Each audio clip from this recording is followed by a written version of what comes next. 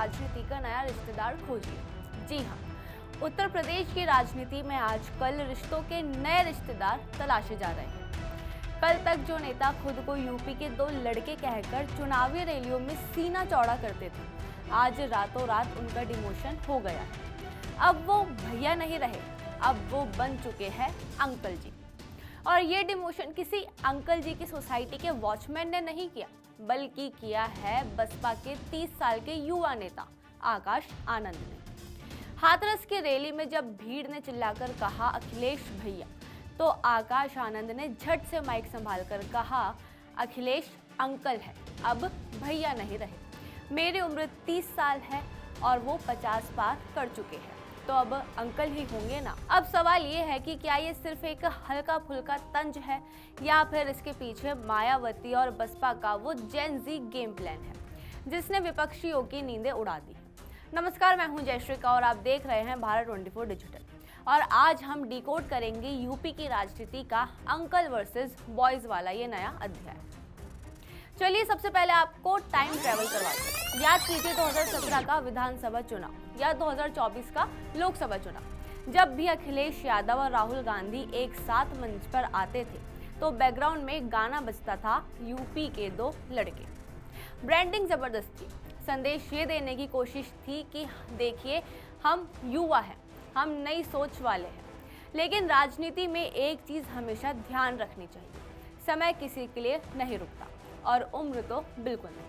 अब 2027 के चुनाव की तैयारियां शुरू हो चुकी हैं। बसपा प्रमुख मायावती ने अपने भतीजे आकाश आनंद की राजनीति में री एंट्री कराई है।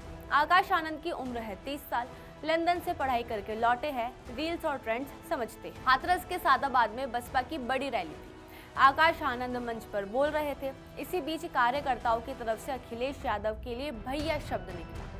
आकाश आनंद ने बिना एक सेकंड गवाए ऐसा छक्का मारा कि गेंद सीधे विपक्ष के पाले में जा गिरी। उन्होंने कहा अरे भाई वो 50 साल के ऊपर है, मैं 30 साल का, वो हमारे अंकल हुए। तो अंकल को अंकल नहीं कहेंगे तो क्या भैया कहेंगे?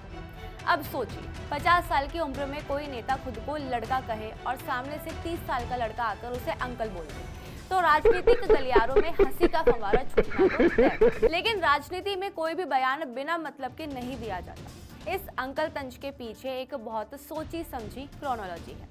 सपा और कांग्रेस लगातार युवाओं को अपने पाले में खींचने के लिए कई दावे करती रही है। अखिलेश यादव की पार्टी लगातार पीडीए और यूथ कार्ड खेलती है।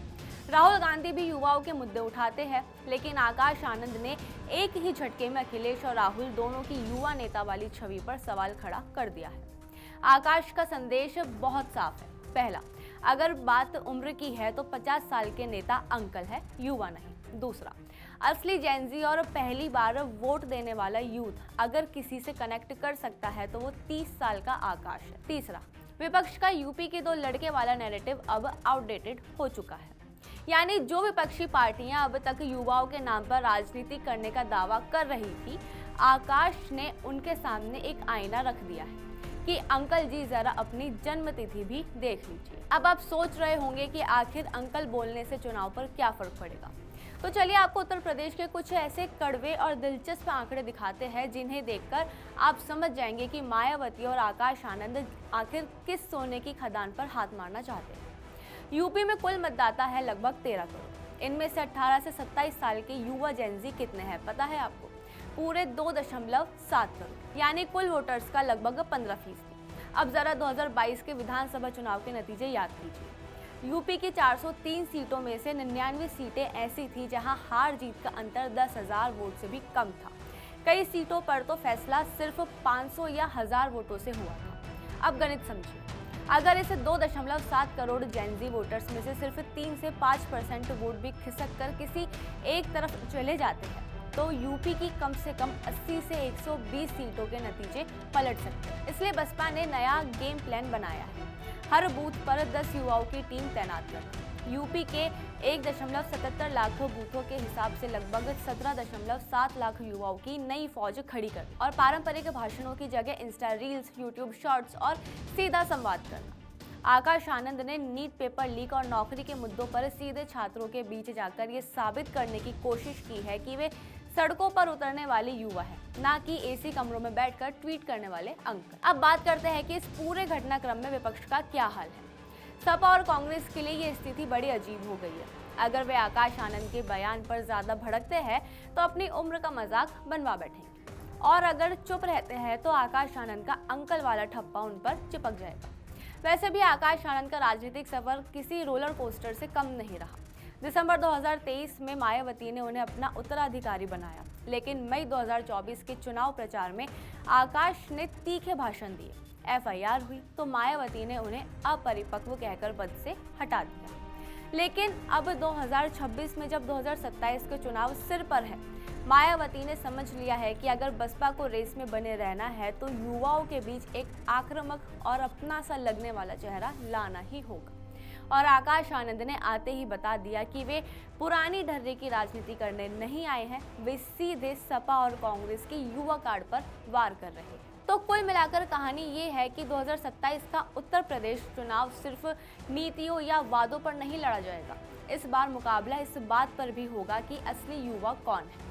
एक तरफ 50 पार के नेता है जो खुद को आज भी लड़का साबित करने की कोशिश में जुटे हैं, और दूसरी तरफ 30 साल के आकाश आनंद जो उन्हें अंकल कहकर चिढ़ा रहे हैं। अब देखने वाली बात यह होगी कि यूपी का 2.7 करोड़ जेनजी वोटर इस अंकल वर्सेस बॉयज की सियासत पर अपना क्या फैसला सुनाता है। क्या वो अपने मुद्दों के आधार पर फैसला लेगा या फिर इन नए सियासी नारों में उलझकर रह जाएगा। आपके इस बारे में क्या राय है? क्या आकाश आनंद का अखिलेश और राहुल को अंकल कहना एक मास्टर स्ट्रोक है या फिर महज एक पब्लिसिटी स्टंट है? कमेंट सेक्शन में अपनी राय जरूर दीजिए।